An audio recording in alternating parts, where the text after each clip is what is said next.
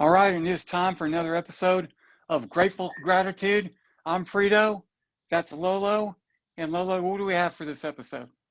So today I have a really interesting topic called it's actually called tree rot, but we're going to liken it to heart rot. So there is a fungus that trees get that they look perfectly normal on the outside, but on the inside there's this fungus eating away internally, weakening their core, and yet the tree appears to be strong and healthy.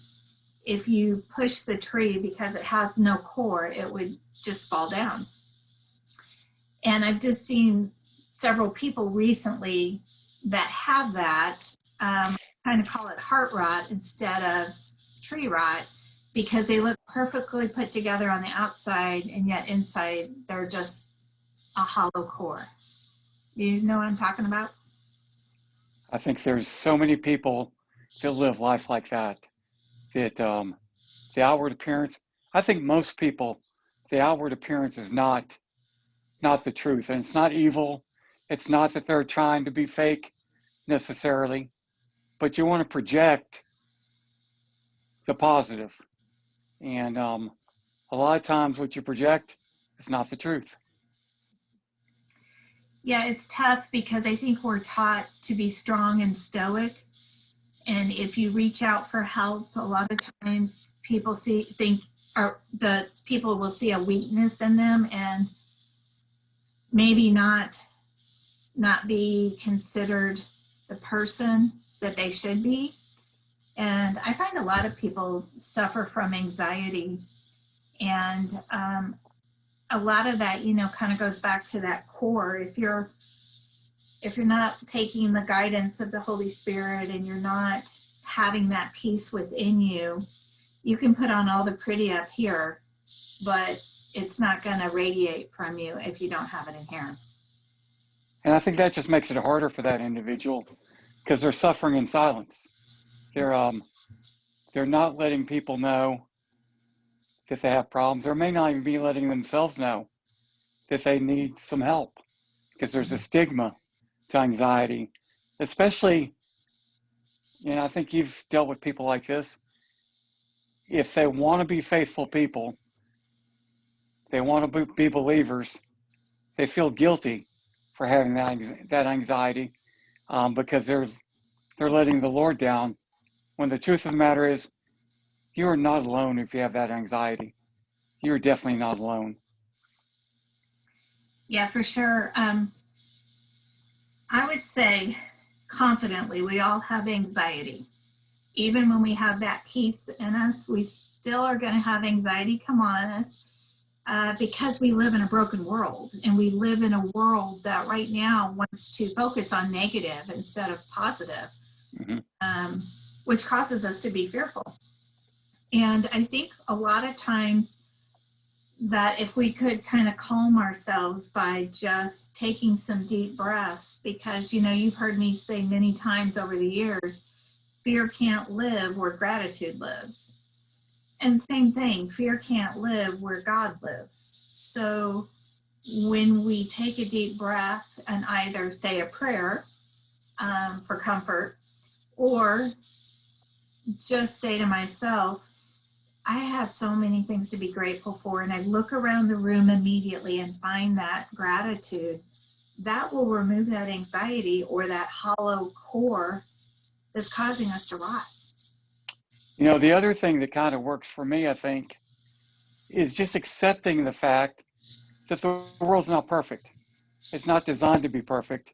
And the more you try and make the world perfect, the worse off you may be, because you're not going to be able to make it perfect. It's not designed that way. Well, one time at church, there was a sermon that really, really resonated with me. And the pastor had two baskets on a podium. One was a very small basket and one was a huge basket. And he was explaining that this little basket is my basket. This is what I'm responsible for in a day's time. For example, getting children up into school, or getting myself dressed and ready for work, making sure the family dinner was on the table or the house was clean. You know, just really routine things belonged in my basket. What belonged in God's basket were any health issues that I had, any unexpected bills that came in that I didn't know how to pay, any relationship problems. You know, if I was having a problem with my spouse, that all has to go in God's basket and not in my basket, because it's too big for me. That's a great way to look at it. And it really helps you get through life, helps you get through the problems of life, and knowing that, hey, God's going to handle it. He's going to do it on his terms, in his own time. But there are certain things that you just can't control.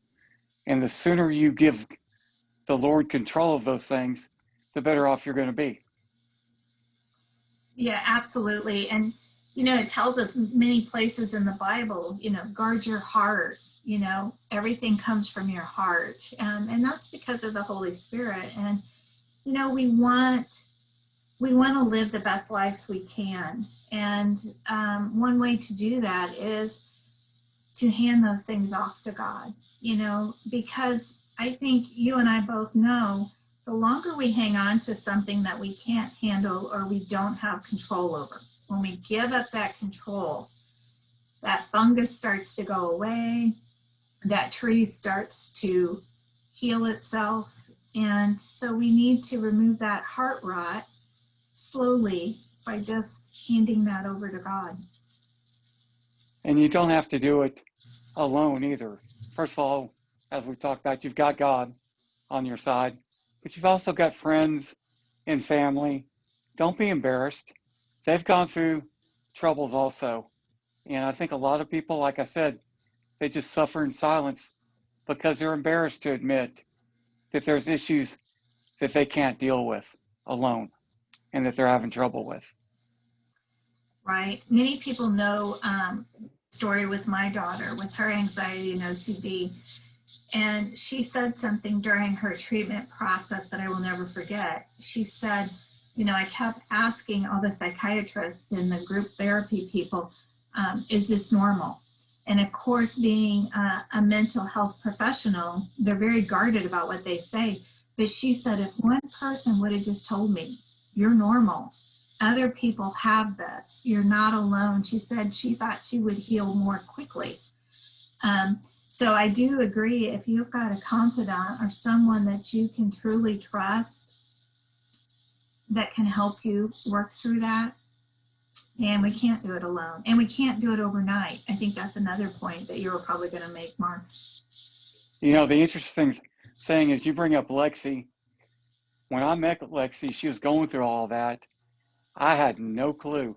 As a matter of fact, I think I mentioned to you, I thought she was an incredibly strong woman at the time because I was very impressed with the way she was handling her pregnancy. And I mean, she was very impressive.